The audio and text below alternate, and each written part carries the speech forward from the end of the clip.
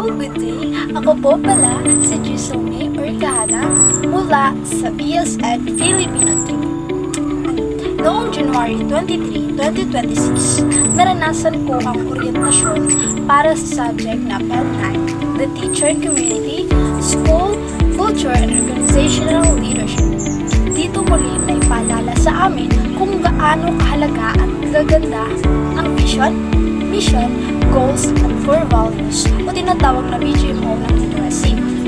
Na-realize ko na ang BGMO ay hindi lang simpleng bagay ng paaralan, kundi isa ring inspirasyon para sa aming mga estudyante na maging mas responsable, mabubuhan, at handang umaral sa iba't ibang lugar, hindi lamang sa local, kundi pati na sa buong mundo.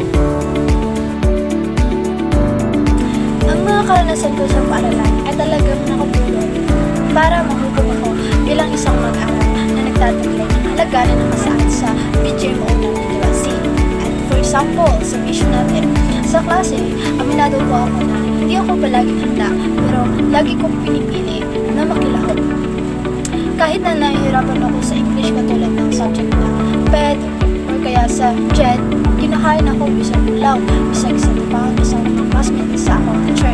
Kasi alam ko na ang pagiging proactive ay mahalaga para sa pag-unlad, lalo na sa ating sarili. At sa tuwing sumasali ako sa talakay namin, natututo akong maging kumpiyansa at magbigay ng ambag.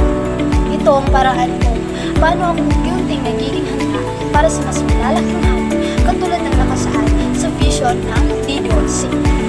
Sa mission naman, iba nakasaad doon ang pagbibigay ng golden opportunities para sa globally competent practice, research, extension, and production services.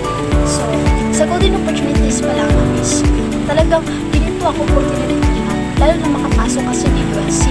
Kasi nga ito ay sa pagkakaroon pa lang ng free tuition, di ba wala ka ng babayaran? So, sa ganoon is makakatulong ito lalo na ikaw ay makapagtapos. And sa extension naman, talagang naranasan ko, for example, sa extension, naranasan niya akong extension activities noong last sem. So, pumunta kami sa lugar, mag-vista, and I am happy and grateful kasi sa mga tao na na-participate at nag-iisa doon sa aming outreach and also sa aming mga guro at kamag-aral.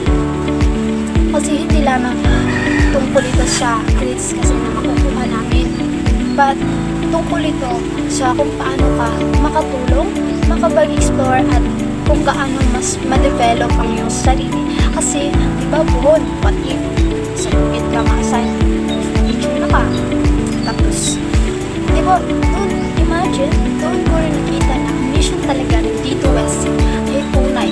Kasi binibigyan kami ng oportunidad na magamit ang natutunan namin sa klase hanggang sa totoong buhay. Sa goals naman, through my classes, I experienced quality instruction, especially when our teacher guided us in making research and other activities. I learned how to use the critical thinking and creativity to improve our work. Sa groups, sa group project, we also practice the resource management, like dividing the tasks, budgeting, and organizing materials. And this experience taught me the discipline and responsibility, especially for students. And it showing that the goals of DDOS are really shaping us to be a competent and efficient learners. Core values, diba?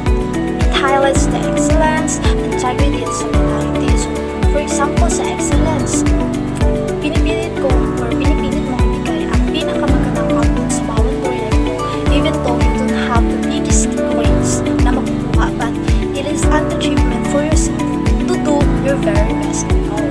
And sa integrity, for example, kapag exam, dapat lagi mo pinapaalala sa sarili na maging tapat at umasa sa sariling kaalaman.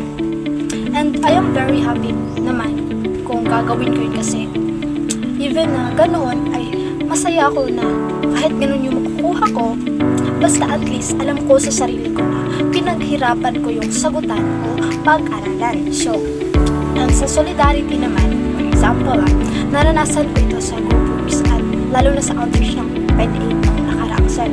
So, nag-cooperate kami, nagtulungan, and with all the sa feeling na nakatabang ka sa community, di ba? And mau give me solidarity. Kasi hindi lang pag nagpapakita ng teamwork sa school or sa ibang bagay, kundi ito'y pagkakaisa ng malasakit sa iba sa maayos na paraan. And in conclusion, my journey in school has helped me into a proactive learner. Like the one who embodies the mission, the goals, and core values or tinatawag natin BGM ng GDOSI.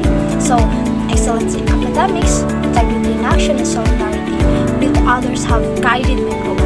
Maugid ni ang nakatabang sa akong development and making me ready to contribute not only to our college but also to the ASEAN region.